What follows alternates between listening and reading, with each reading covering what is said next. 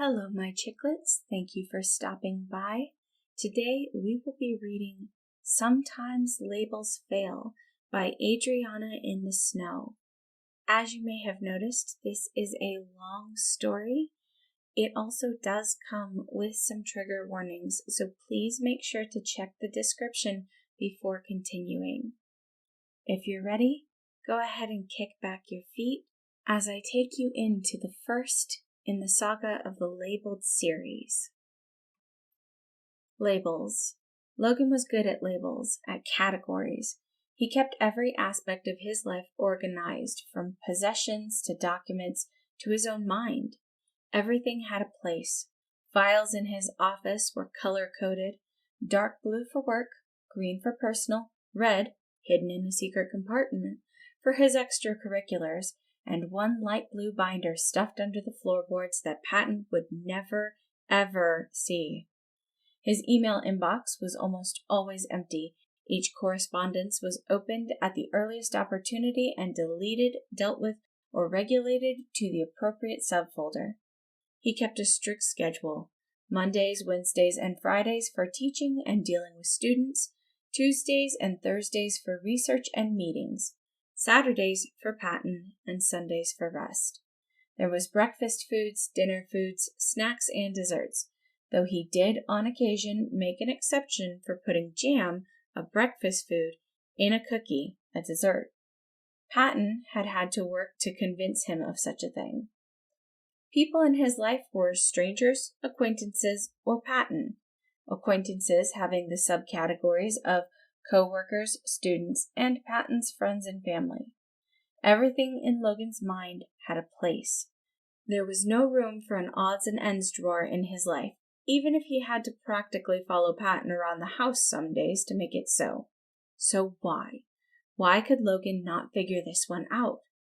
Logan sorted citizens of his city, of the whole world in fact, into 6 different categories in his mind: heroes, villains, vigilantes, criminals, government authorities, and civilians. He knew how to deal with each. Logan himself was a hero, complete with telekinesis, public support, and a mask that hid his identity. Bludgeon, the man he had just discarded unconscious and tied on the ground, was a villain, with all of the pomp and dramatics that came with the name, even if he didn't seem to have any powers other than impressive technology and a remarkable accuracy with guns. Guns. The woman who was rushing to collect the villain and the others buzzing around the scene were government authorities, namely police officers. The couple of teenagers that were currently being thwarted from taking advantage of the chaos to steal a television by said police officers were criminals, separated from villains as they had no long-term goals for societal upheaval or dramatics. They were simply opportunists.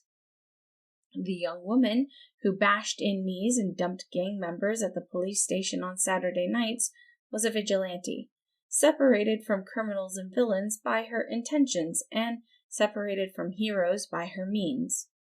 The old man who'd shot Logan that once was also a vigilante, despite Logan's distaste for him.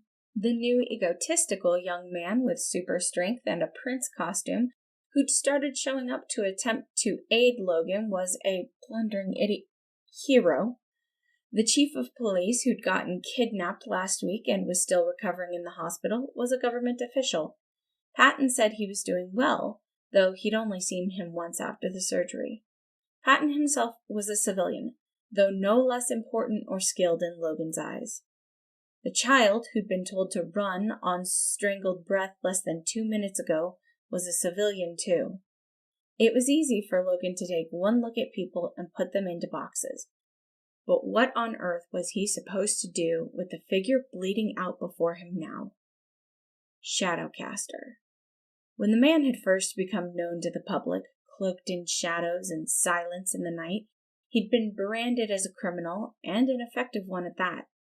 His activities often aligned with this classification, robbing banks, stores, and once a museum.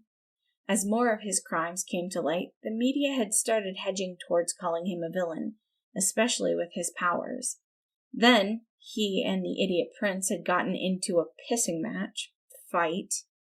which had ended in the destruction of some public property, which was honestly more of the hero's fault in Logan's opinion. But the media had leaned into it despite the lack of deaths or injuries by Shadowcaster's hand. To the contrary, there had been a rumor that he'd saved a couple from a crashed car once on his way back from robbing a bank, though that could have just been someone with a similar disguise. Logan had honestly not paid him much mind.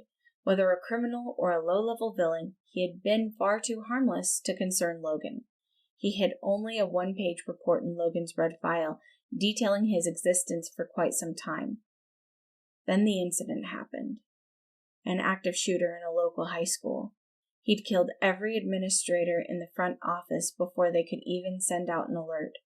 The calls had started coming into 911 from panicked student cell phones as the shooter worked his way meticulously through the school, spreading carnage and taking hostages. That is the first time Logan had ever come face to face with Shadowcaster.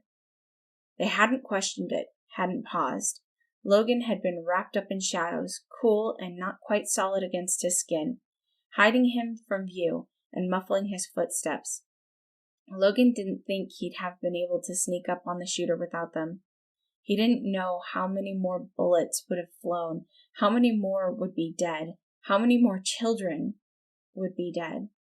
Even with the advantage, the shooter had managed to get off a few shots in the struggle, but he'd been blinded by shadows and only managed to graze 3 of the hostages. After that incident, the public opinion of Shadowcaster shifted bit by bit.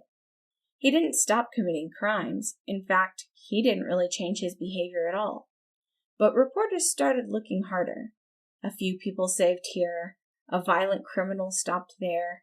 He helped Logan take down a villain a few times by clearing the area of civilians, so Logan wasn't distracted. He'd once talked down a boy whose powers had gone haywire when Logan couldn't get there in time. Vigilante? The people questioned, but that was wrong too. His crimes were selfish, not aimed to help the greater good. Yet, villain? Even civilian? Those tasted like ash in Logan's mouth. But what else was he? He was not a civilian, certainly, and he was definitely not sanctioned by the government. The only thing left was hero, yet he was not that either. He was not a beacon of good in a mask. He did not go out of his way to help people or patrol. The acts of benevolence were performed on the way to or from his crimes. He acted when he stumbled upon dire situations, but that was not the goal. He was not a hero, but the people knew. When the worst came to worst, when there were villains who aimed to destroy and maim or natural disasters that threatened to level the city, they could hide behind him and be protected. Logan knew. When worst came to worst, when his shadows could barely solidify enough to stop one bullet, but there were 2 in the air, when it seemed he had to choose one or the other, in a split second, his shadows would come up to protect Logan from harm, and his body would dive to protect the child.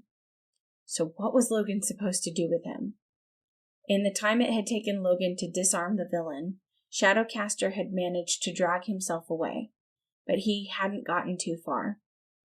Logan had easily found him. He'd left a trail of blood all the way to the small alley. "Don't," he spat when he noticed Logan. His hands were covered in blood, one against the wound and one on the ground supporting his weight. "Don't," he repeated, when Logan moved forward, but there was a shake to it this time. He curled himself around the wound the best he could without hurting himself further, and Logan irrationally found himself wondering if he'd always been that small. "Don't, please, I'm already hurt." Well, that was distressing. He crouched down to touch him gently on the shoulder. "It's just me." He flinched back at the touch. "Please don't," he rasped, and Logan couldn't see much of his face with the mask in the way, but he could see his eyes wet with tears and filled with pain and fear.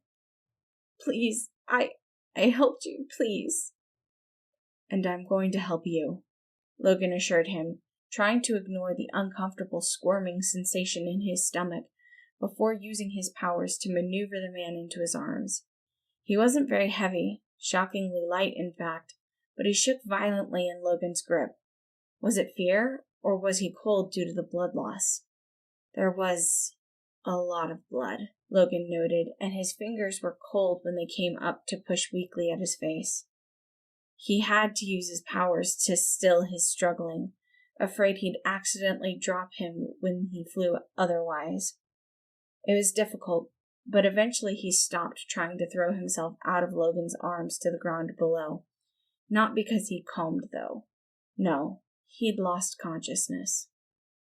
The clear course of action was to take him to a hospital, but Logan knew if he did that, the man would be arrested as soon as anyone caught wind of it, and they would catch wind of it. That didn't seem right under the circumstance, so he took him to the only other place he could think to.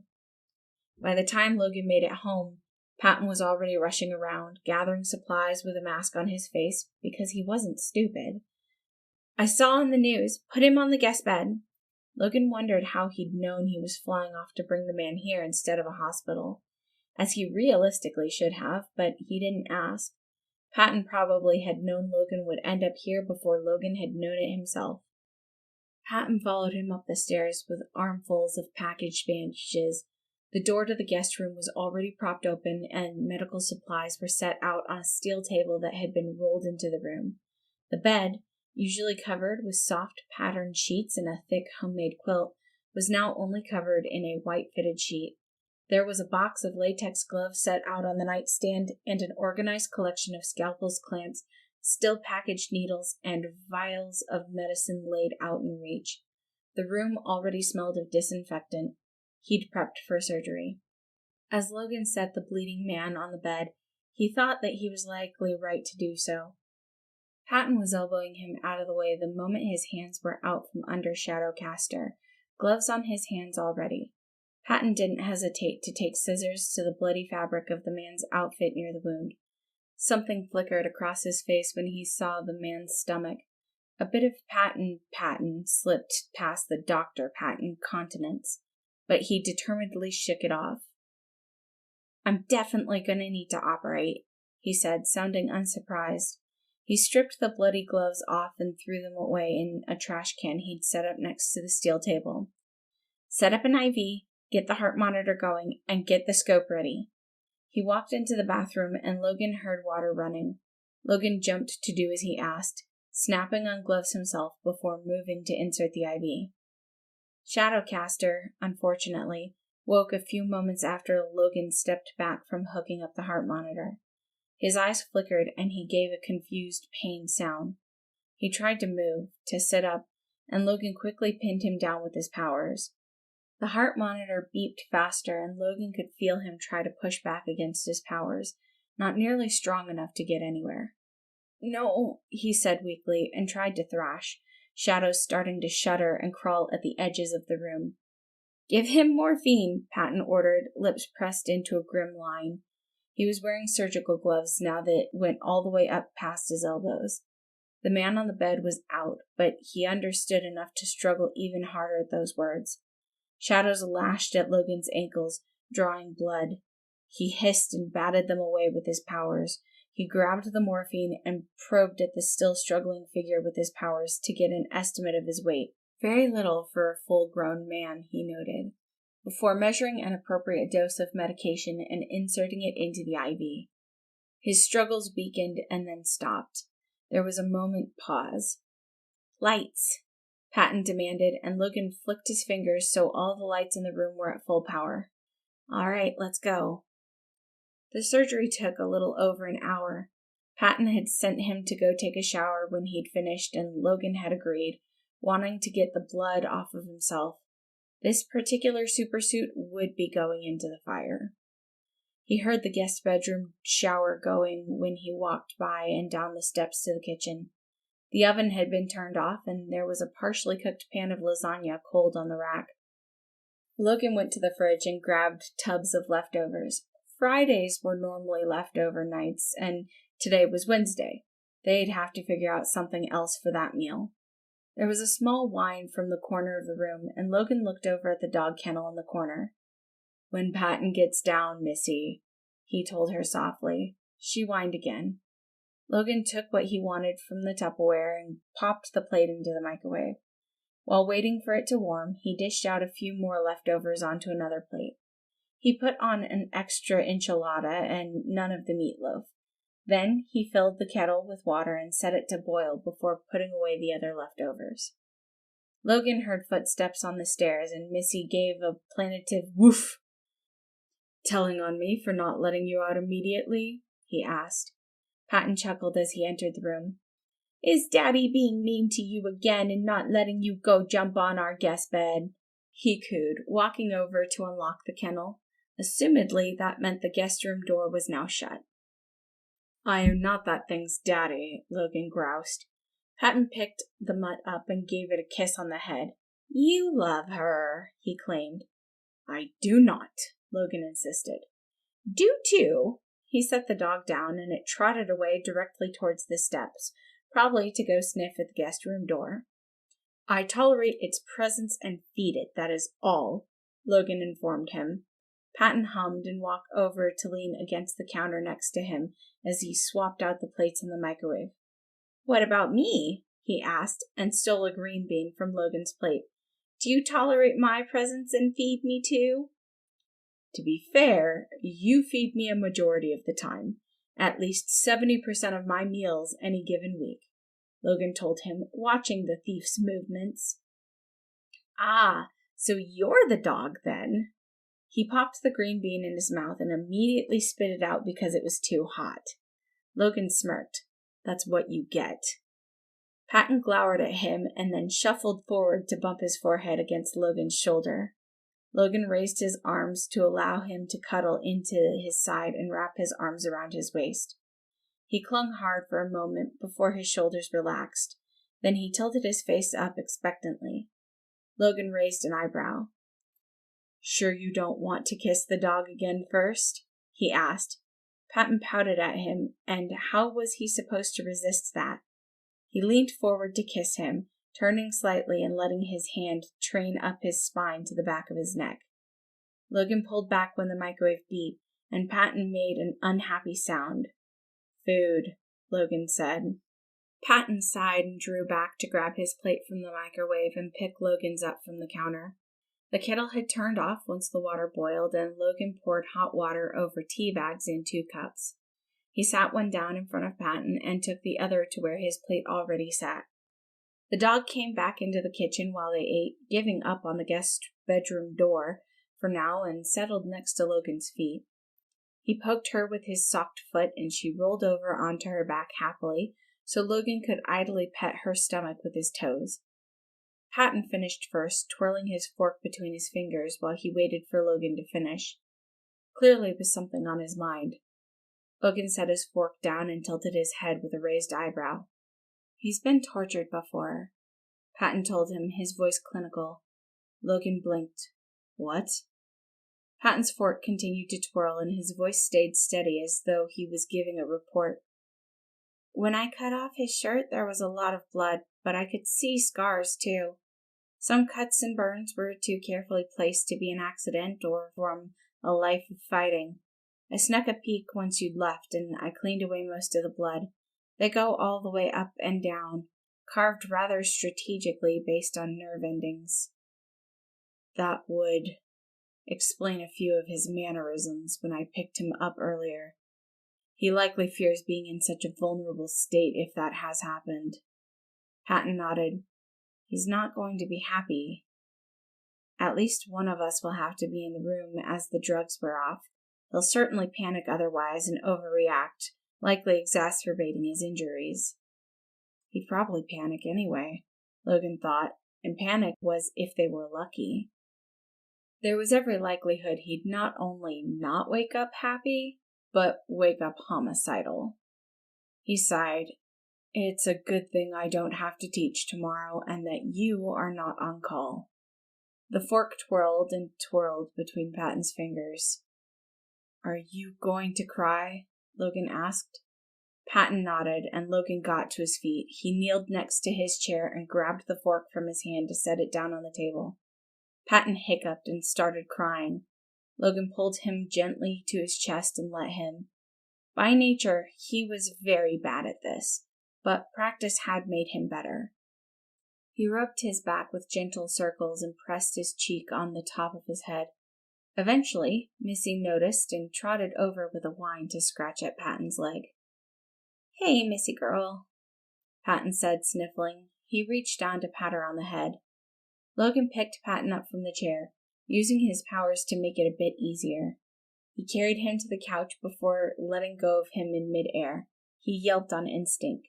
"Stop doing that," he complained, squirming while suspended in the air. Logan laid himself down on the couch.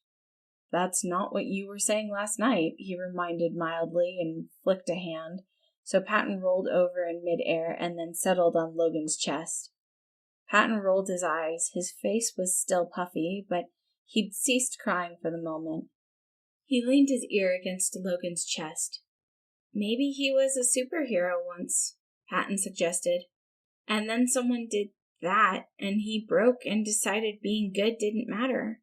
That would explain why he does bad things but still helps people, because he's actually a good person. He's just confused." Patton had always been sympathetic to Shadowcaster, especially after the school shooting. Even when Logan had still been hesitant, Patton had made up his mind on the matter. He'd had to do surgery on some of the kids that day, and if anything got to Patton, it was kids. "Maybe," Logan agreed. He hadn't heard of a hero with shadow powers before he'd shown up. In fact, Logan had never heard of a super with such powers before him. Though it was possible he'd been a newbie below Logan's radar who'd gotten caught up in more than he could handle too fast, it certainly sounded like a villain origin story. "Maybe we could help him," Patton said, biting his lip. "Remy's boyfriend is a therapist." Remy was a nurse that worked for Patton, who lived mostly on coffee. Logan hesitated. "Maybe," he said softly. Patton was an optimist. Logan was not. "I don't know if he'd accept something like that. I haven't really gotten a chance to talk to him." "Well, then, you don't know that he wouldn't accept it." "That's true," Logan said. He brushed Patton's hair away from his face. "I don't know." "Well, I'll just have to apply love and affection," he chirped, propping himself up on Logan's chest. "Patton, he's an adult man," Logan pointed out. "So are you, and it works on you." "Does not," Logan claimed. "That's not what you were saying last night," he said, sticking out his tongue. Then he leaned forward to peck him on the lips. "We should probably go clean up the kitchen and get our masks back on." Virgil woke up in pain, which was not particularly unusual. What was slightly more unusual, but not necessarily as unusual as he wished, and a lot more terrifying, was that he felt drugged up. Not good. He tried to remember what had happened to him, casting his mind back through his day. He'd been hungry, he recalled. He hadn't managed to find breakfast, and only vitamin water had been in the budget for lunch. The need for food finally won out against the need for caution once more, and he'd gone out with the mask, hoping for a score, and then... Oh, right. He'd gotten distracted. Stupid bludgeon had attacked the city, and, while Virgil really should have just ignored it, he'd seen Bluebird, and he looked like he was kind of out on his back foot, and there'd been a bunch of civilians around since, of course, Bludgeon attacked a busy park because he was an asshole. So, like an idiot, he'd dived headfirst into the conflict. What was his problem? He knew what his problem was. He'd gotten attached. Stupid. Bluebird bought him a sandwich once, and he followed him around like a stray dog.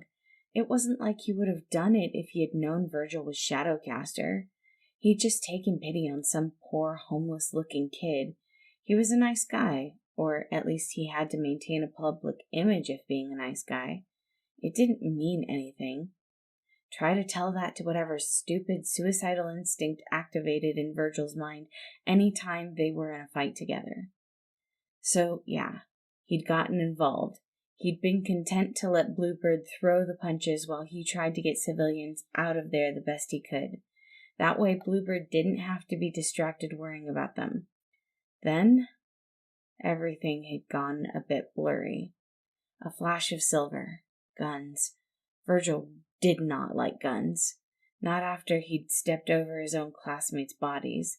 Not when gunshots haunted his dreams even now. Not when he looked at the tile floor by his locker and still saw a splattered red, even if it had been cleaned away months ago. Oh, that's right. He'd been shot. It had just been a haze of pain and fear after that. He thinks he said something to the kid he'd taken a bullet for, and then he'd try to limp off, but the bullet wound had been actually really bad, and he hadn't gotten far. Bluebird had come after him, and sure, Virgil had just saved the man's life, but he knew the superhero couldn't exactly look down fondly on him. He was a villain after all. Oh God, was he in a prison cell? Oh God, was he not in a prison cell? Things happened to captured villains. Bad, bad things. Things that surpassed what he'd be getting if he made it home after this. To imagine he'd want to be back home, Virgil thought ruefully. He felt his heart rate speed up, and then he heard his heart rate pick up. Oh fuck. Heart monitor. Are you awake? A voice he didn't recognize asked. Virgil went still, which was stupid because if he had actually been asleep, he wouldn't have reacted at all. Do you want some water? The voice asked.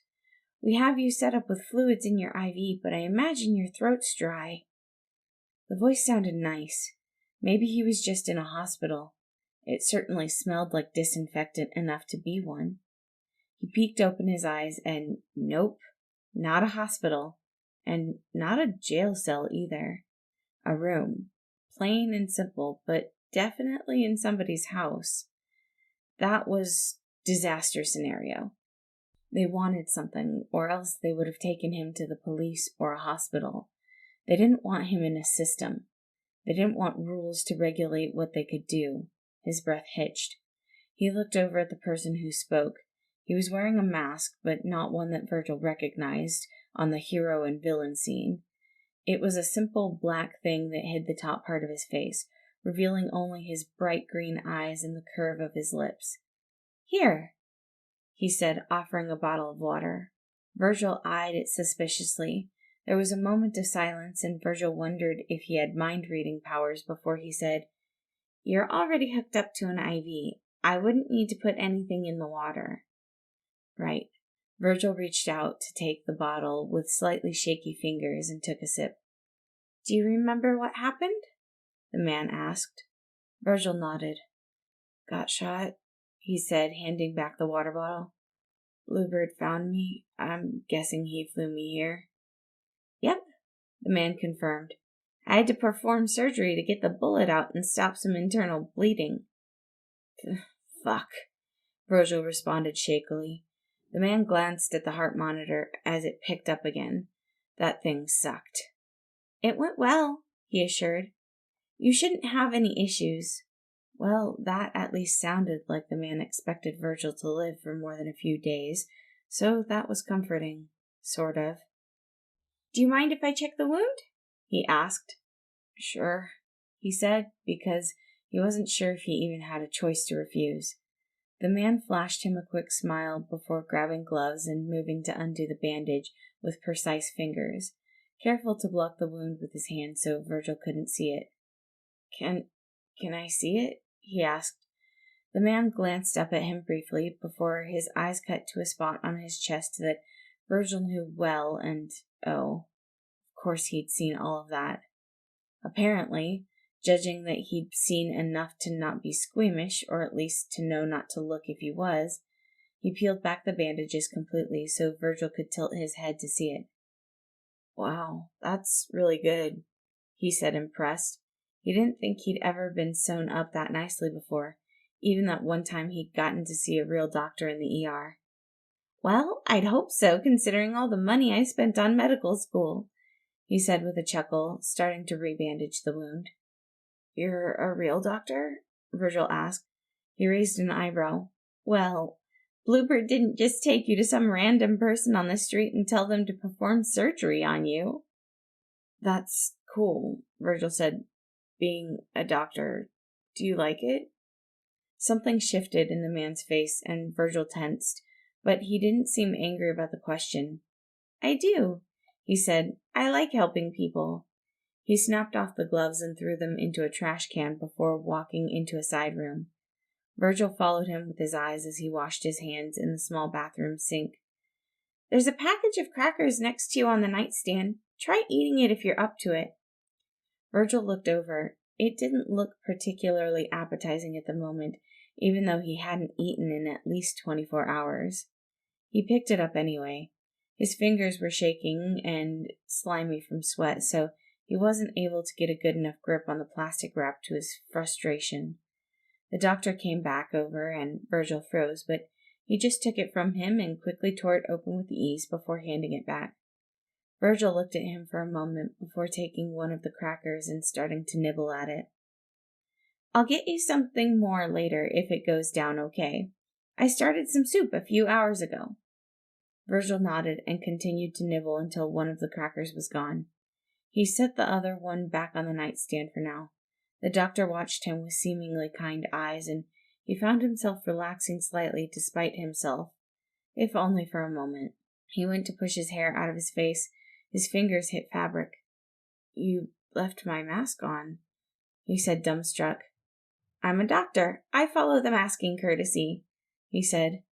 Yes, but the courtesy was for heroes, which Virgil was not. But Again, Virgil thought he must be a mind reader because he answered the question Virgil couldn't get out. You saved Bluebird and a civilian's life at the risk of your own. That's more than enough for me to leave your mask on. That was... wow. Why do you think Bluebird brought you here instead of the hospital? He didn't want you to be arrested because you helped him. Oh. He wasn't sure if he believed that, but wouldn't that be nice? For this to just be a kind thing. If anyone could be that kind, it would be Bluebird. Of course, if he did just let him walk after this all would probably be a useless venture. Because after that, Virgil wouldn't be able to stop himself from diving in front of another bullet for the man at the first opportunity. The man was watching him with intense eyes, like he could read every one of Virgil's thoughts on his face. Was he a mind reader? Are you a mind reader? He did not answer. Where's Bluebird? Virgil asked. The doctor's lips twitched in amusement. He's right there. He motioned to the floor with his head, and Virgil looked down to see a person who was clearly Bluebird, yet at the same time, the man's current state threw him for a loop. He was wearing the mask still, but instead of his normal superhero costume, he was wearing pajama pants and a long-sleeved t-shirt. He was sprawled flat on his back on the floor asleep. He's not as used to being up for such a long amount of time, the poor thing. The doctor chuckled. He walked over to him. Wakey, wakey, he said, and probed him with the side of his toes. This is bizarre, Virgil thought as the hero startled awake. What, huh? He squinted sleepily at the doctor. Why? He croaked, confused, despite his lingering fear about the situation. Virgil felt the urge to laugh. You brought home a guest last night, remember? The doctor asked. Bluebird didn't look any less confused. He's awake now. He blinked slowly, and Virgil thought of the lights in his earth science classroom. Mr. Follier was a pretty apathetic teacher who played movies at least once a week. When they were over, he'd flick the light switches from left to right. First the back ones lit up, and then the ones by the board, and then the middle ones. Then the front row until everything was on and the classroom was bright. That's what happened to Bluebird's face in a few moments. Right, Bluebird said, all business, as he sat up to turn intense eyes on Virgil. Hello. Virgil fisted the sheets in his hands. Hi? He stood, and despite the pajamas and mismatched patterned socks, he still managed to cut an imposing figure, especially when Virgil was laying trapped on the bed, unsure if he could even stand with the pain in his abdomen, or if he'd even be steady with the drugs still sludging through his veins.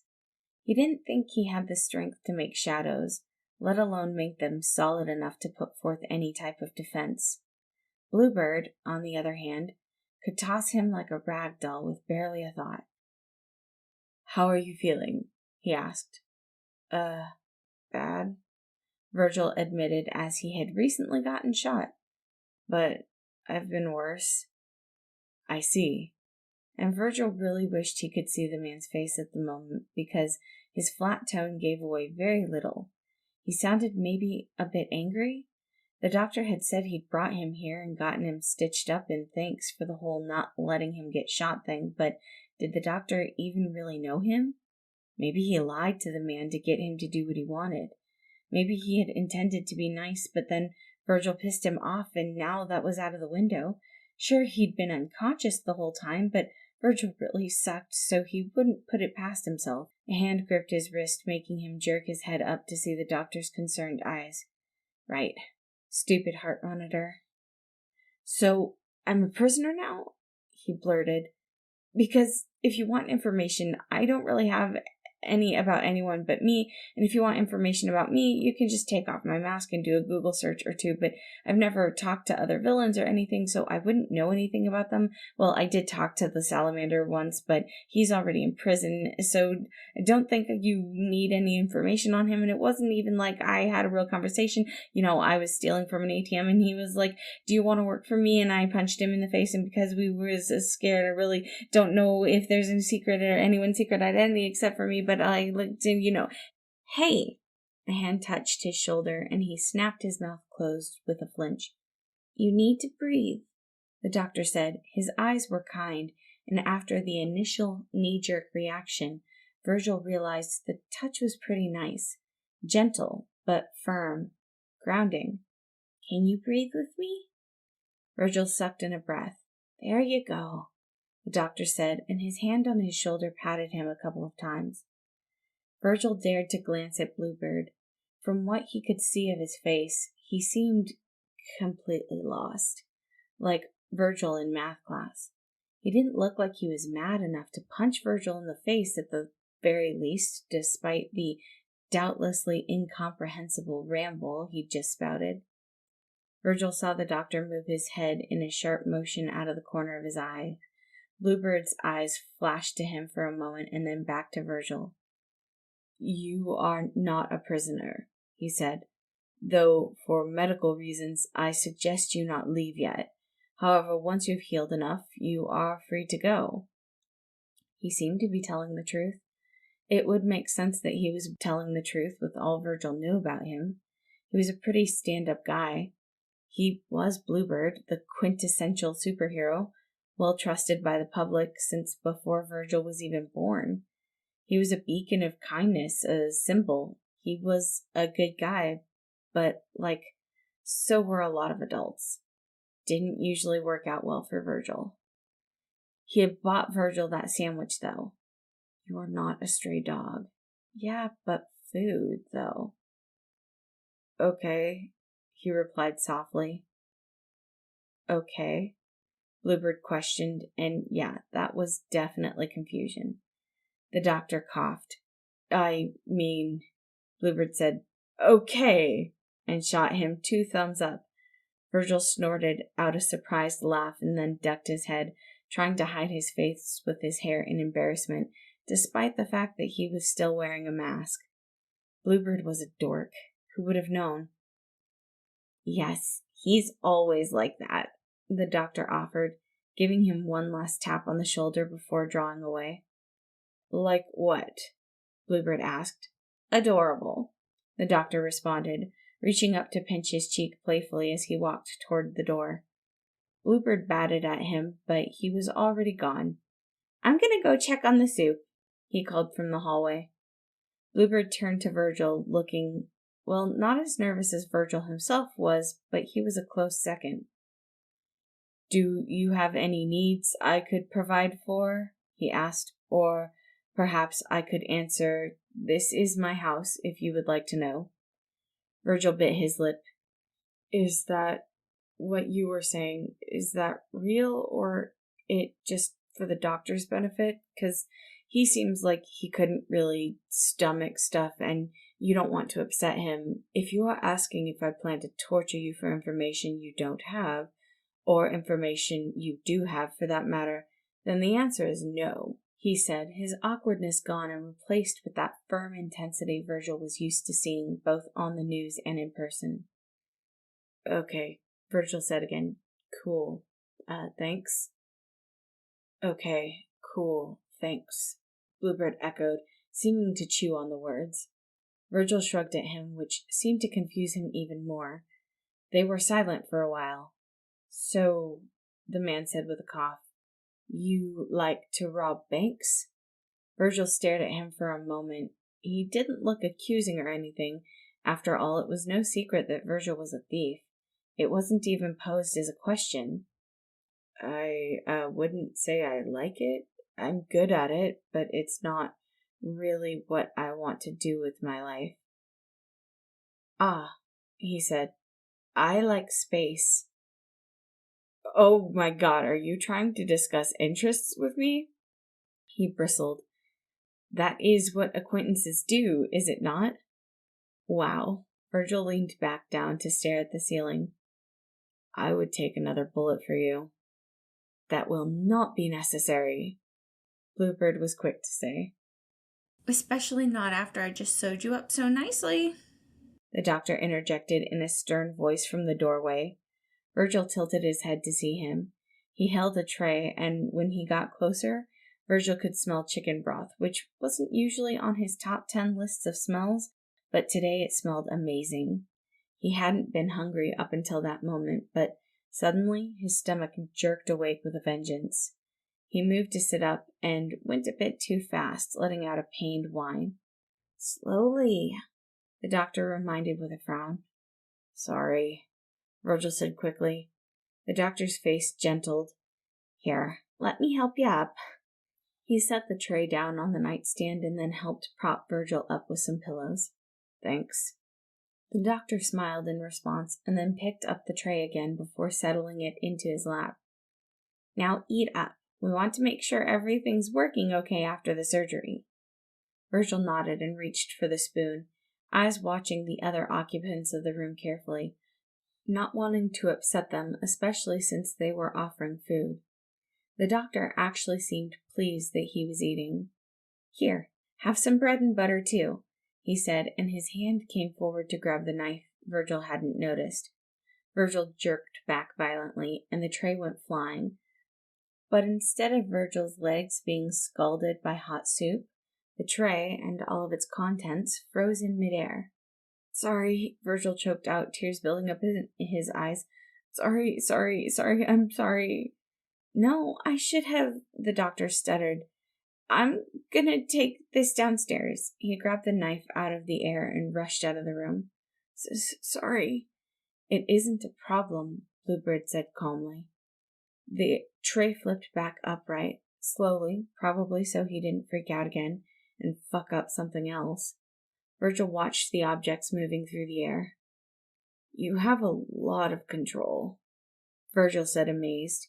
It was one thing to toss stuff around, but it was a totally different thing to have enough precision to stop a liquid in midair. I've had a lot of practice, Bluebird replied easily.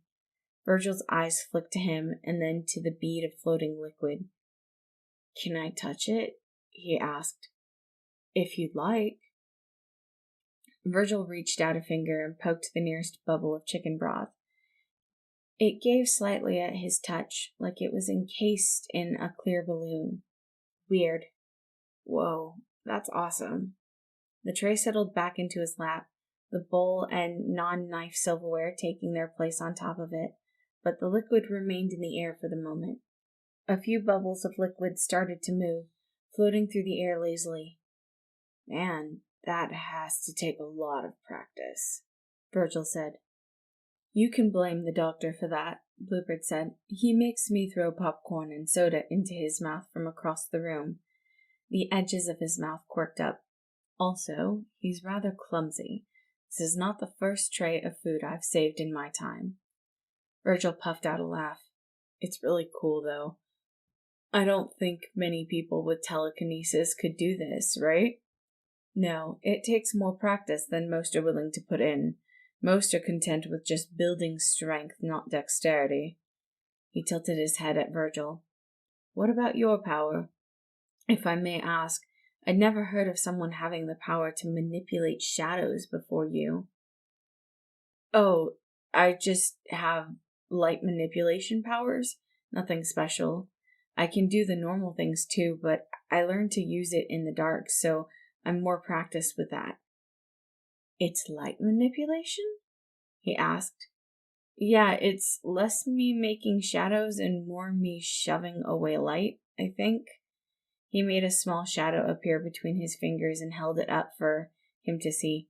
I think I must take some of the heat with the light because they're usually kind of cold.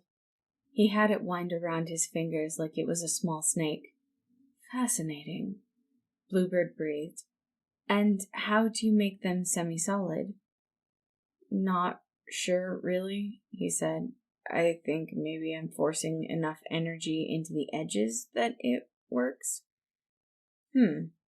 Bluebird said. One of the floating bubbles of soup caught Virgil's attention as it floated by his mouth.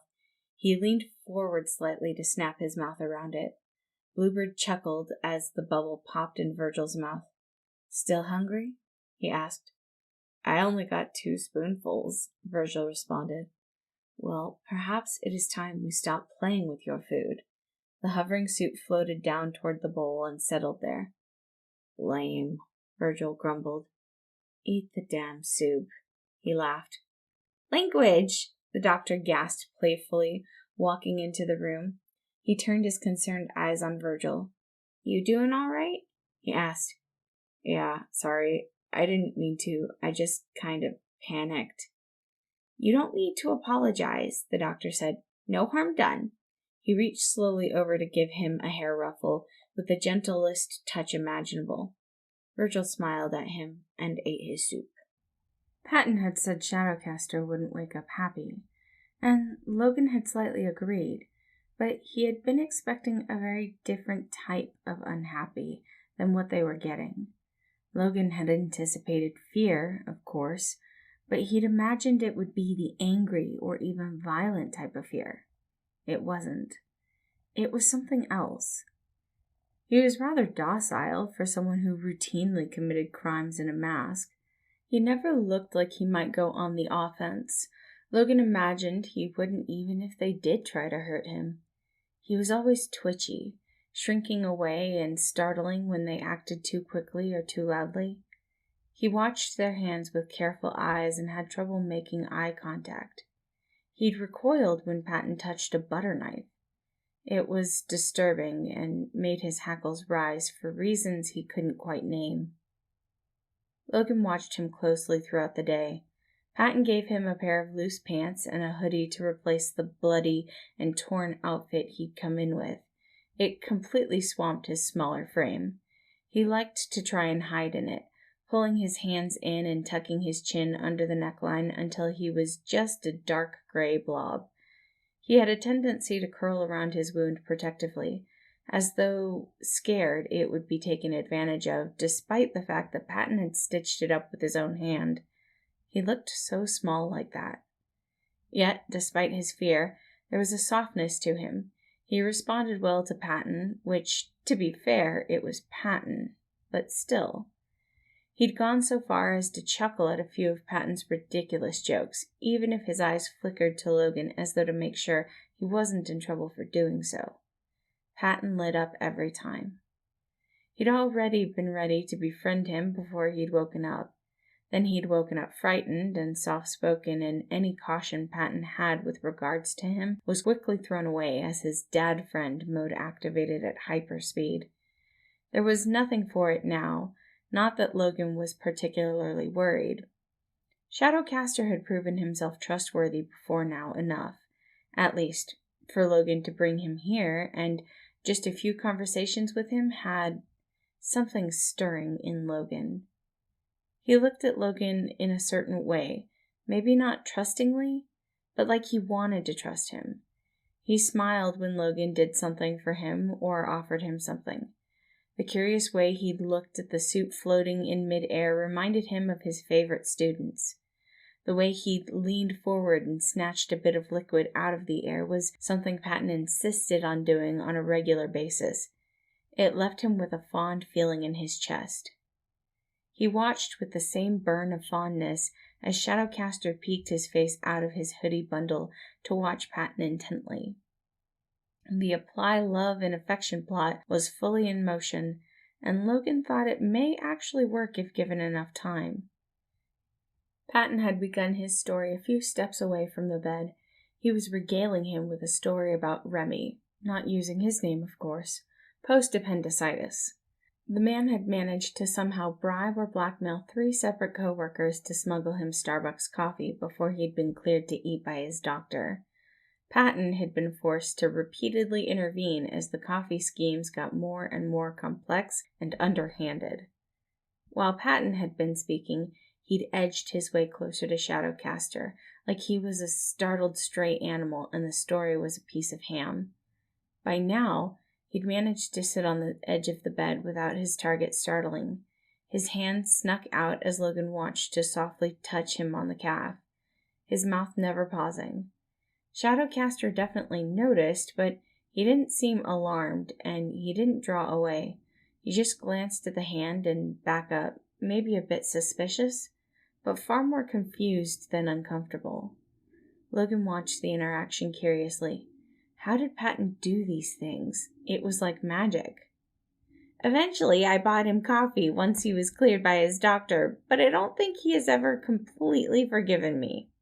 He hasn't, Logan commented as quietly as possible to still be heard, not wanting to break whatever spell Patton had cast and cause the man to launch himself directly into the ceiling like a startled cat. Patton looked over to glare at him with a playful glint in his eyes. "Do you two get together to talk about me?" he asked. "Only on Tuesdays," he replied. "We exchange notes." Patton chuckled and patted the man's leg before withdrawing the touch completely and standing. "Well," he said, "I think it's about time for supper. Any requests? Traditional post-surgery food is ice cream." "For tonsillitis, doctor," Logan chided, rolling his eyes. Patton didn't acknowledge him, just wiggled his eyebrows at the man on the bed, but he did not laugh as Patton had probably been aiming for. Instead, he had stilled. "Dinner?" he asked. "Wait, how long have I been here?" "Around 18 hours. It is slightly past 6 p.m. now," Logan answered. Shadowcaster sucked in a panicked breath, eyes widening. He made to sit up completely, swinging his legs over the side of the bed, not seeming to notice the pain that he had to be in at the sudden movement. Patton took a startled step forward to block his way so he wouldn't stand. Logan noticed the shadows at the end of the room shudder a bit at his upset. Oh God, I missed school. My foster dad is gonna kill me." Then his mouth clicked closed and his eyes widened as he realized that in tripping over himself to not reveal a name, he accidentally revealed other, perhaps more pertinent information about himself. "You're what?" Patton asked. He'd straightened like someone had pulled a string attached to the top of his head, poised and still like a dog on point. He turned suddenly intense eyes on Shadowcaster. "How old are you?" Shadowcaster shrunk back into the bed, eyes wide and more terrified than they'd been when he was bleeding from a gunshot wound. And oh, so many things made more sense now. The strange vulnerability instead of the expected angry defensiveness, the smaller frame and lighter weight, the different speech patterns, the childlike curiosity, the fact that he'd somehow ended up in the middle of a school shooting during the day, despite the fact that all of Shadowcaster's activities took place exclusively during the night before and after the incident. "That's why you showed up at the school," Logan said. "You attended the high school." "Oh my God," Patton whispered. "Oh my God, how old are you?" The boy, the actual, literal child, apparently, shook his head in response, and Logan didn't want to think about why he seemed to be more afraid of them hurting him now that they knew he was a child than he had been before. Tears were streaming down his face, and he was trembling in terror. Patton, of course, being an empathetic crier, started tearing up too. Oh no, now they were both distraught. What was Logan supposed to do about this? Think logically. He threw a hand towards the bathroom door, and a roll of toilet paper flew into his waiting palm. He tossed it at the boy, and it smacked him in the head before falling into his lap. He seemed stunned into calm by the action. Logan tapped his cheek. The boy blinked at him as he shifted from one foot to another. Apologies, we don't stock tissues in this room. Patton was still sniffling softly. Oh, honey, you try so hard. You really do. I love you. Thank you. The boy was still staring at the toilet paper roll. He looked up at Logan and then over at Patton and then back to the toilet paper roll. Then he started to cry again. Well, that didn't work. Luckily, Patton seemed to know what to do from here. He sat next to him on the bed and plucked the toilet paper roll from his hand. He tore off a couple of sheets to wipe at his cheek with a gentle hand, then hushed him and, in spite of Shadowcaster's clear fear towards them, managed to coax the boy forward so that he was leaning his head against Patton's chest. It's okay, Patton soothed. You're okay. Hush now. He rubbed a couple of calming circles into his back and pressed his cheek against the top of his head. He side-eyed Logan meaningfully. Logan took a cautious step toward them, and Patton flashed him a hint of a smile. Okay, this is what Patton wanted from him. He took a couple more steps towards the bed and sat carefully on the bed next to them, opposite the boy from Patton. Patton raised an eyebrow at him, and he blinked back blankly. Patton gave a fond eye roll and grabbed one of his hands from where it was sitting on the bed, guiding it onto the back of Shadowcaster's head. Oh, okay. Logan could guess what he was supposed to do from here. When Patton released him, he gently ran his fingers through Shadowcaster's hair.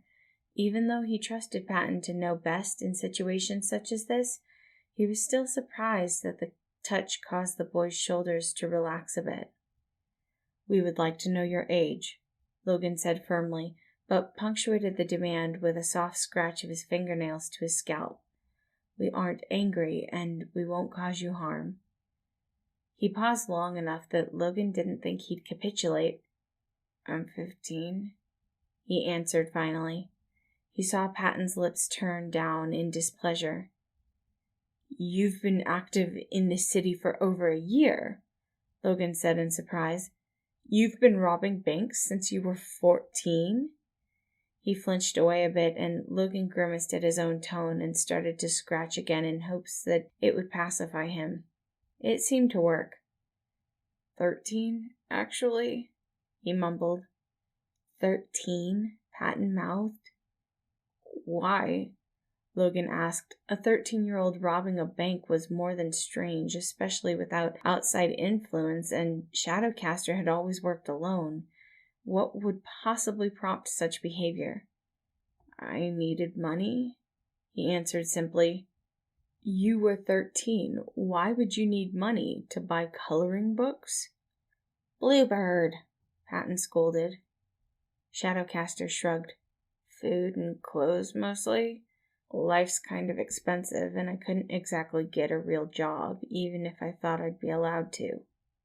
Food and clothes, Patton said blankly. Yes, he replied as though he were the one confused about their behavior. Patton looked distressed, not that Logan was faring much better. That's not something a 13-year-old, or a 15-year-old for that matter, should be worrying about. Certainly not to the degree where they feel compelled to rob banks, Logan said.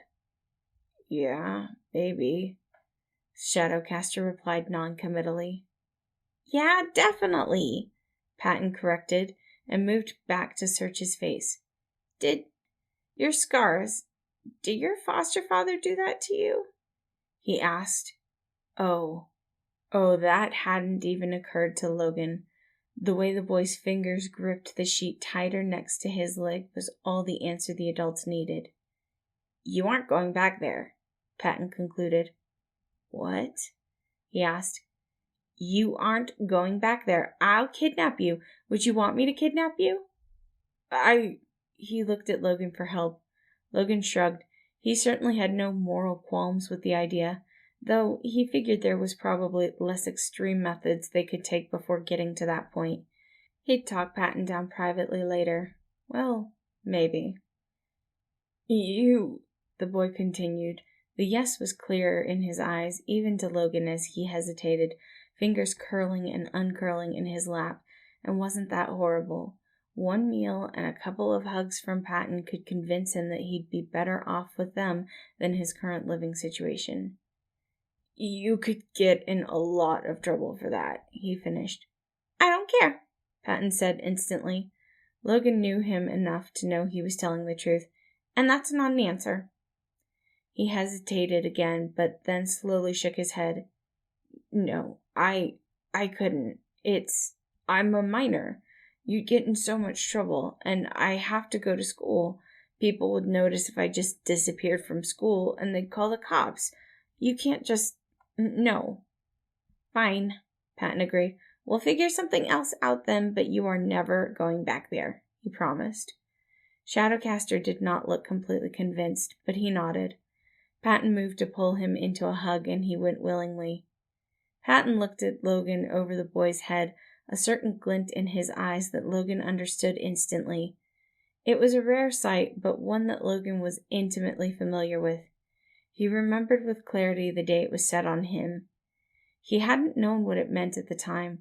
He just knew he'd suddenly been unable to breathe. Now he knew what that look was. He'd seen it leveled at different things throughout the years. The kitchen in this house, the god-awful rug in the living room, the dog, the caffeine-addicted nurse. It's mine now, the look said. I love it, and it is mine. And once Patton decided that, there was no fighting him on it, not even when it had been Logan himself. It was a good thing the kid was an orphan, because Logan guessed he was a dad now. Virgil had absolutely no idea what was happening, honestly. The last 48 hours had been a wild-as-fuck ride. At 8 a.m. 2 days ago, he had been already half asleep in Earth Science class, watching some movie about igneous rocks. Since then, he'd failed another English quiz, gotten shot, gotten operated on by Bluebird's husband? Slept in Bluebird's house, and he had been told that he wasn't going to go back to see Harry even if the doctor and Bluebird had to kidnap him to make it so. The conviction with which the doctor had made that promise had left Virgil speechless. He wasn't quite sure if he was ready to believe he really wasn't going to have to go back, but God did he hope he didn't. If for no other reason than that he didn't want to face whatever punishment he'd get for not only missing school, but also for not going home for 2 nights in a row. Last night, they'd fed him a dinner of spaghetti and roasted vegetables, and the doctor had brought him strawberry ice cream despite Bluebird's protest. You're a doctor. Exactly. I know more about health than you do. Cue irate sputtering. After dinner, the doctor had helped him walk up and down the hallway a few times. He was really sore, but he could get around okay, which seemed to make the doctor happy. After that, they'd left him alone for a bit, only coming back to check on him a couple of times before going to bed. He totally could have made an escape attempt. Of course, they did say he wasn't a prisoner, but still.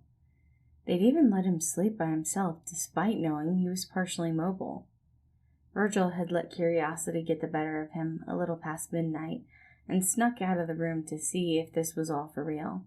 A glance into the room a few doors down let him know that they did actually fall asleep with him unrestrained in the house. He could have even taken a look at their faces if he was a jerk and brave enough to risk their ire, which he certainly was not. He'd made it down the stairs unhindered and found himself in a really, truly normal house. He found a dog, jumped on top of a chair in surprise when it yipped at him, and then pet the dog for about 20 minutes or so. Then, unsure what else to do, he'd gotten himself a glass of water, making sure to clean, dry, and replace the cup, and went back to bed. Now he'd just been woken up by a knock on the door. "Can I come in?" the doctor's voice asked. "It's your house," Virgil pointed out. "Is that a yes?" "Yes." He opened the door and gave him a smile. "Can I rebandage your wound?" Virgil nodded, and he went off to wash his hands in the bathroom before coming to change the bandages. "It looks good," he said, and Virgil had to take his word for it because it looked pretty shitty to him, red and kinda swollen around the stitches. Then he'd handed him a change of clothes he'd brought and left to wait for him in the hallway while he changed. Once Virgil was finished, he led him down to the kitchen with the promise of breakfast. The dog trotted over expectantly, and Virgil carefully went down to his knees so he could pet it without pulling his stitches. "That's Missy," the doctor informed him. Missy yapped at him and hopped a couple of times to try and lick his face. "Hello, Missy," Virgil said seriously. "I would die for you." He jumped a bit when a hand ruffled his hair, but it was gone after a moment as the doctor walked over to where Bluebird was cooking.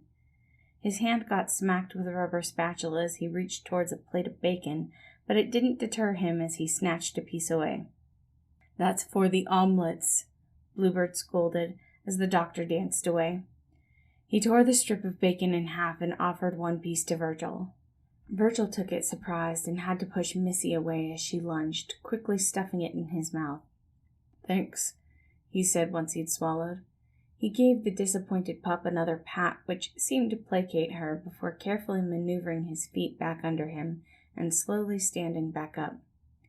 The doctor had moved to grab cups from a cabinet. "What do you want to drink?" he asked. "Pineapple juice, milk, water, tea?" He would have said water, but Bluebird mumbled, "Please consume the God-forsaken juice," under his breath. The doctor reached over to smack him on the arm. "What's wrong with the juice?" Virgil asked. "Nothing," the doctor told him. "There was a sale at Costco." "Who needs a dozen gallons of pineapple juice?" Bluebird asked. The doctor frowned at him. "It was a good deal." "I'll, take the juice," Virgil said. "Please?" The doctor smiled at him and poured them each a glass of juice. Bluebird apparently didn't get a choice about the pineapple juice, and set them around the table while Bluebird flipped the omelet. The doctor then ushered Virgil toward one of the seats at the table. Virgil sat obediently and watched the man go back to the counter to grab a plate stacked high with toast. "I can help if you want," he offered. "Oh, no, absolutely not," the doctor chirped. Virgil fidgeted in his seat as butter, peanut butter, and 2 types of jam were set on the table, along with silverware. Bluebird finished the omelet in the meantime and flipped it onto a plate. He set it down in front of Virgil before going back to the stove to work on another one. Virgil blinked down at the omelet. It wasn't quite restaurant standard, but it leaked a little bit of cheese out of the side and was just slightly brown. It looked fantastic. "Go ahead," the doctor said when he didn't move to eat it. "No need to let it get cold." Virgil slowly reached for the fork, cut himself a piece of omelet, and put it in his mouth. The doctor really didn't seem angry that he was eating, so he allowed himself to enjoy the bite and then take another. The doctor leaned forward and Virgil tensed, but he just grabbed a piece of toast and tossed it onto Virgil's plate. Wow. Virgil would die for any living thing in this room. "This is really good," Virgil said. "It's one of the few things I can cook well. I sustained myself almost purely on egg dishes throughout my late teens and early 20s. Mood. He turned around. He looked at the doctor. "Am I supposed to know what that means?" "You're in your 50s, so probably okay," the doctor answered. "Do you know what it means?" Virgil asked. "For the most part." Bluebird finished the second omelet a few minutes later and handed the plate to the doctor before turning back to cook his own. The doctor went about putting jam on his toast, and Virgil's hand itched to shove a piece of toast into his pocket for later, while the doctor was distracted and Bluebird had his back turned. It would be so easy. But they'd been too nice for him to steal from them. Plus, he didn't know if they'd be asking for these clothes back soon, and he didn't want to have to deal with the consequences if they found him out. Instead, he drank a sip of the juice. It was actually really good. He didn't know what Bluebird was complaining about, and worked on finishing his omelet while watching the other occupants of the room. Missy pranced over to the doctor, pawed at his leg. He glanced over at Bluebird and quickly ripped off a piece of his omelet and fed it to the dog. "Stop that." Bluebird whipped around, wielding the spatula like a weapon. "Stop feeding that thing at the table." It was, of course, far too late. The bite of omelet was already halfway to the dog's stomach. "She deserves it," the doctor argued. "She's a baby." "She's a dog." He transferred the last omelet to his own plate and turned off the stove before walking over to the table. He bumped into the doctor's chair on the way by. The doctor tore off a bit of toast and threw it at his back. Missy lunged to gobble up the fallen toast. Virgil sipped at his juice while watching them eat with interest. They were flirting, he thought, but in a domestic way instead of the way people at school did. He wondered if they were dating or married or what, but wasn't nearly bold enough to ask. Despite his complaints, Bluebird drank the juice without comment and let the dog lay on his feet while he ate. "So," the doctor said when they'd all finished, "we have a plan." "Is it a legal plan?" Virgil questioned. "It is," Bluebird assured, a hint of amusement coloring his tone. "Okay," Virgil responded. "I'm listening." "You will likely be uncomfortable with parts of the plan," Bluebird informed him. "But hear us out, because we promise we'll be careful about everything." That sounded suspicious. "Okay." "The general idea is we have a medical professional document your scars and turn them over to the police, thereby triggering a criminal investigation and intervention from social services." "And you think that'll work?" Virgil asked, trying not to sound quite as dubious as he was. That wasn't a plan. That was expecting the system to do its job, which it had already proven itself incapable of doing. Maybe they should just throw a penny in a toilet and make a wish while they flushed it. "When faced with the evidence and your testimony, the appropriate authorities will have no choice but to take action," Bluebird replied, confident. "Tell that to my freshman English teacher," Virgil grumbled. A hand reached over the table to cover his. "If that doesn't work," the doctor said, "we'll just kidnap you and come up with another plan, but you aren't going back there. Over my dead body." "Which would only happen over my dead body," Bluebird said dryly. "Love you too," the doctor said without looking away from Virgil. Damn, they were actually serious. "It won't come to that," Bluebird said. "The kidnapping or the death." "No, it won't," the doctor agreed. "There's a specific nurse we plan to contact about the photos. His name is Remy. He's really nice and will make sure the police get the right information. He has also proven himself willing to be discreet. We will transfer you into his care so there's a level of protection as to your actions as shadowcaster from the police." "Of course," the doctor interjected. "That will mean you're going to have to take off the mask before we meet up with him, kiddo. And to the two of us, your secret identity is going to be shot." "Yes," Bluebird agreed, and then paused. "Wait." He turned to the doctor. "Please tell me that wasn't a pun. This is not an appropriate joke to make in this situation." The man in question sipped at his pineapple juice innocently. "But, doctor!" Virgil coughed out a laugh. Bluebird sighed. "As I was saying, Remy will turn you and the photos over to the police. From there, everything should take care of itself." "I'll make sure it takes care of itself," the doctor said, voice stern. Virgil wondered exactly who this man was under the mask. What influence did he have that he thought he'd be able to do something as miraculous as make the system do its job? "This really isn't just some convoluted trick to get me to reveal my identity so you can arrest me, is it?" Virgil asked. "Of course not," Bluebird said. "As you said earlier, we could have just taken off your mask and done a few Google searches." "Right," Virgil said. He drank the last of his juice and set the mug on the table. "Yeah, okay." Despite the fact that it felt rather silly, his hands still shook as he reached up to take the mask off his face. "My name is Virgil." The boy, Virgil, shivered on the rooftop despite the old code of patents that they'd wrapped him up in, and Logan did mean wrapped. He looked like a toddler in it because of its size. How did Logan ever think he was an adult? He was tiny, too small, in fact, for 15. He fidgeted nervously as they waited, eyes casing the area as though, despite their reassurances and the irrationality of the thought, he still thought this was going to be some cruel trick that would end in pain. Shadows shifted near his feet, barely noticeable unless you knew to look. One curled up around his ankle. A self-comfort habit?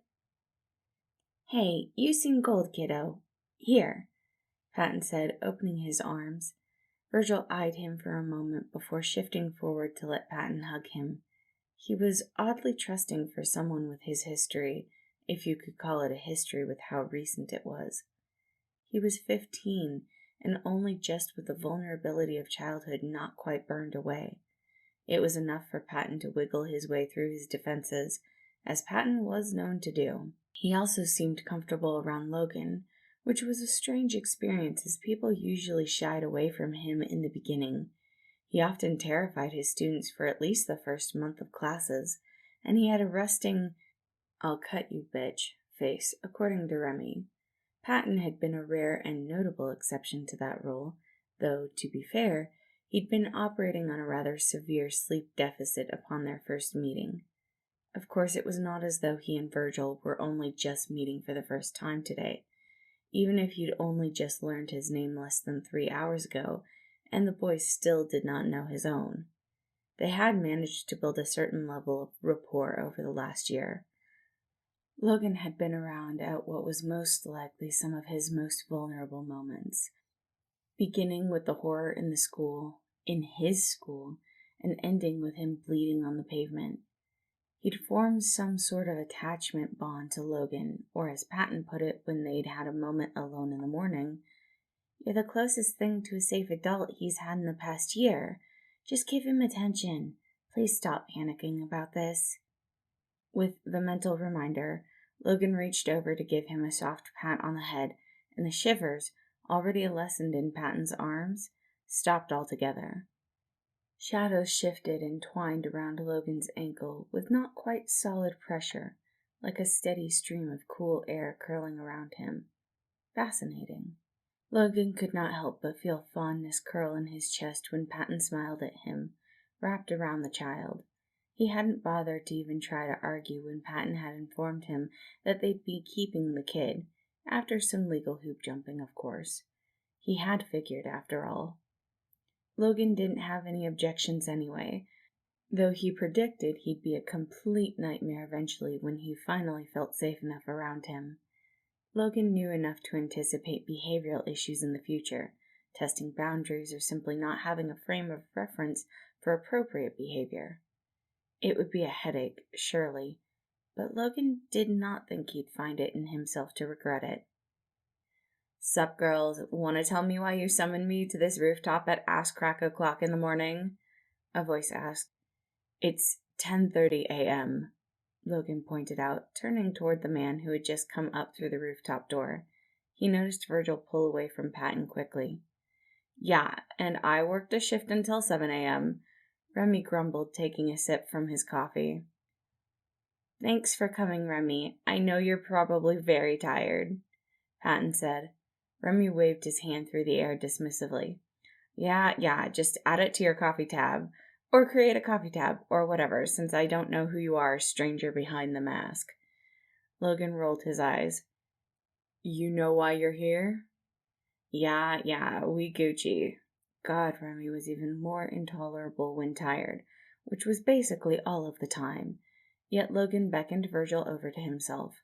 He took a cautious step forward, and Logan put a hand on his shoulder. "This is Virgil," Logan said. "Virgil, this is Remy. He's a nurse." "Hi," Virgil said softly. There was a moment's pause where Remy shifted gears. Remy was annoying at best most of the time, but he was a good man and perceptive. Annoyingly perceptive often, but he'd proven himself many times over. "Hey, baby," Remy said. "Guessing you're my newest patient."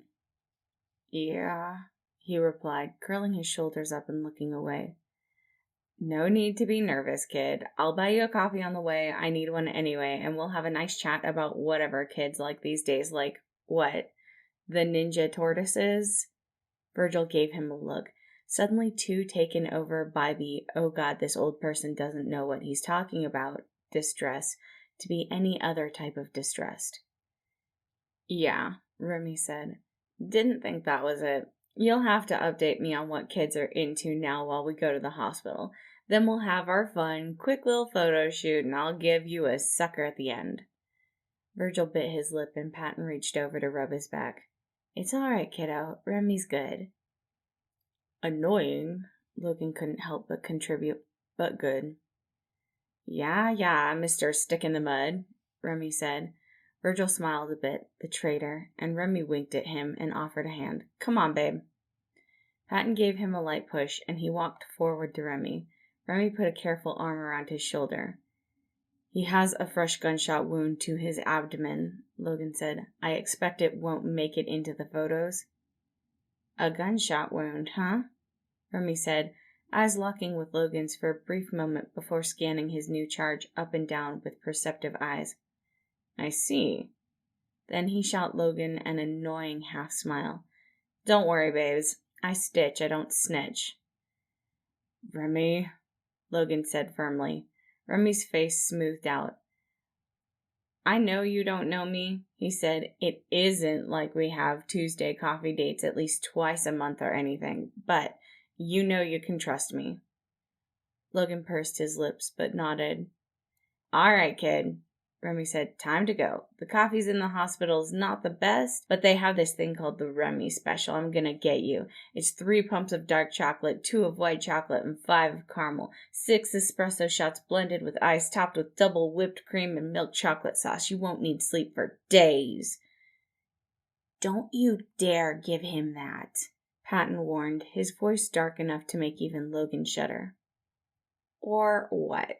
Remy asked, unconcerned. It's not like you're my boss. Patton gave him a very unimpressed look, and Virgil giggled a bit despite not knowing what the joke was. Remy gave him a soft smile and tugged him towards the door. Time to go, baby. Virgil looked back at them briefly. Thanks, he said quietly, before he let himself be led into the stairwell. Logan turned to Patton with an intentionally blank expression. This is the first and last time we are letting Remy babysit. For the next 3 days, Virgil was a human hot potato. He was relentlessly tossed back and forth between a gaggle of cops, attorneys, and social workers. He wasn't sure what strings Bluebird and the doctor had tugged on, but they were certainly effective because not only was he being taken out of that house, but criminal charges were being thrown at Harry like they were eggs and he was the local high school's principal's car on Halloween. Like, shit, is this how the system was supposed to work? He was grateful for everything all these people were doing, even as he chafed under the pointed attention he was receiving. But he was utterly exhausted by this point and sore from the bullet wound none of them knew about, and he really wanted to collapse into a bed, any bed. Instead, he had to settle on leaning his head on the table in front of him and taking long, slow blinks that may or may not have constituted mini power naps. Virgil? A voice said, and he just about jumped out of his chair. He looked up at the social worker, Bev. He was pretty sure. Logan Sanders is here. Virgil squinted at her. Your temporary foster father? She prompted, inclining her head slightly at the man next to her. Oh, right. That had been a conversation they'd had. Emergency fostering while the investigation was taking place. 2 guys, something about the university nearby. He'd zoned out pretty hard.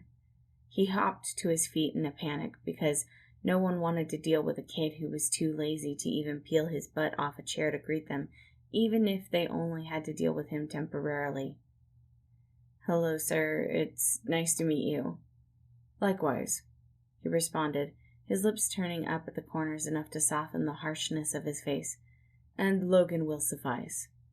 He offered a hand, and Virgil shook it. After a brief conversation between Logan and the social worker that Virgil mostly tuned out, he He was turned over to the man's custody and led to a parking garage. He was ushered into the front seat of a nice but not too flashy car. "I'll buy us lunch on the way," he told Virgil once he had started the car. "Any preferences?" "No, thank you," Virgil replied. "You don't have to." "Well, I'm going to," he said. "Anything is fine." "All right."